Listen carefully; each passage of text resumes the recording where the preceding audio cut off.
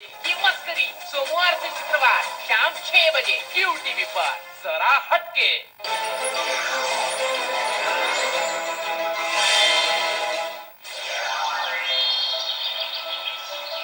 सज्जनपुरा गांव में चंदन नाम का एक आदमी अपनी पत्नी रानो के साथ रहता था। चंदन बहुत ही शरीफ और भोले किस्म का आदमी था। लोगों के बारे में गलत सोचना या फिर गलत बातों से वो बहुत दूर रहता था।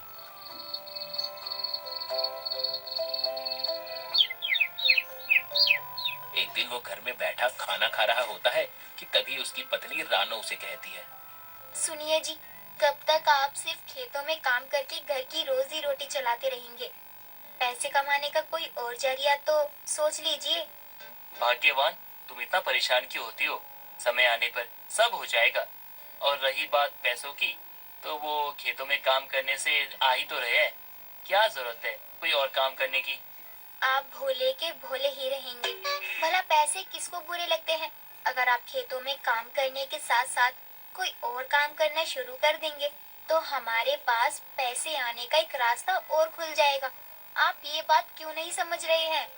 अच्छा अच्छा, कुछ सोचता हूँ। कुछ काम वाम मिलता है तो देखता हूँ, लेकिन अभी मुझे चैन से खाना तो खाने दो। हाँ हाँ ठीक है, खाइए ना।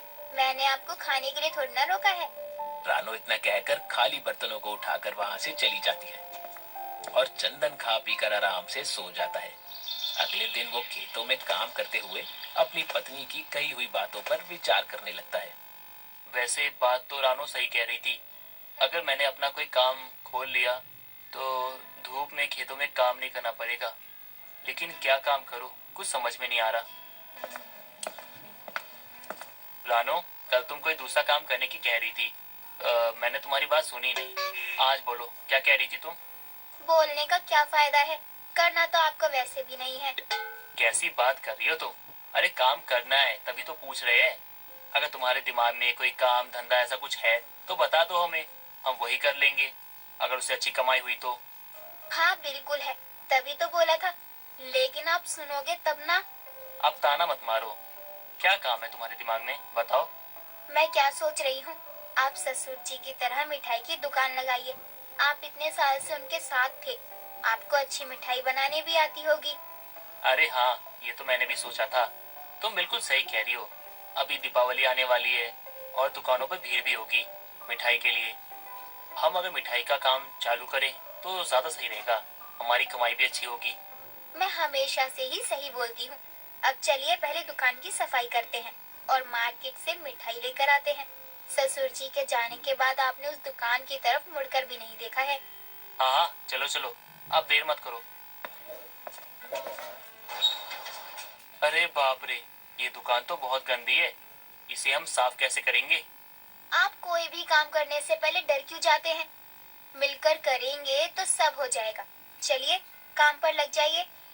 दोनों पति पत्नी मिलकर दुकान की साफ सफाई करते हैं और थोड़ी देर बाद बाजार जाकर मिठाइयाँ ले आते हैं। बाजार से आते आते उनको काफी देर हो जाती है और रात को खा पीकर दोनों आराम से सो जाते हैं।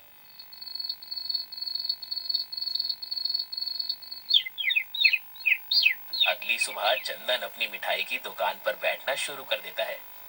चंदन अपनी दुकान का नाम मिलावटी राम रखता है, जो कि उसके पिताजी का नाम था। ऐसे ही दिन गुजर जाते हैं, लेकिन चंदन की दुकान का काम चलता ही नहीं। एक दिन वो मिठाइयों से मक्खियां हटा रहा होता है कि तभी गोपाल नाम का एक आदमी उसकी दुकान पर आता है।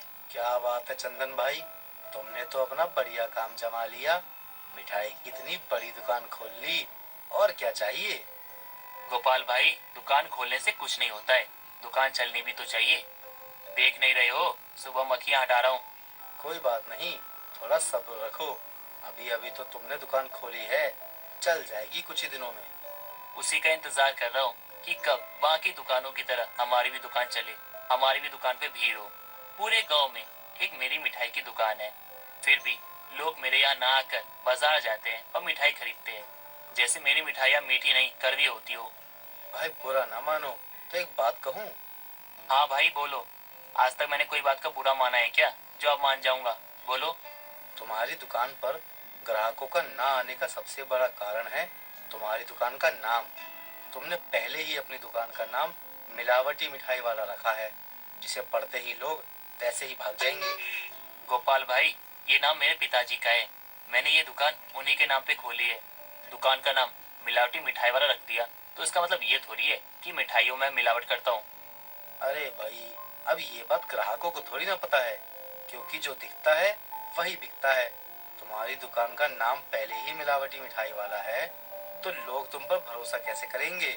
और इस समय तो दिवाली आने वाली है, मिठाई वाले वैसे ही इतनी मिलावट करते हैं।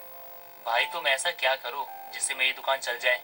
तुम्हें अपनी दुकान चलाने के लिए सबसे पहले अपनी दुकान का नाम बदलना होगा, तभी कुछ हो सकता है। नहीं भाई, ये तो मैं नहीं कर सकता। ये मेरे पिताजी का नाम है। तो फिर तुम अपनी दुकान का प्रचार करो, ताकि गांव के बाहर के लोगों को भी तुम्हारी दुकान का पता चल सके, तभी शायद कुछ हो जाएगा।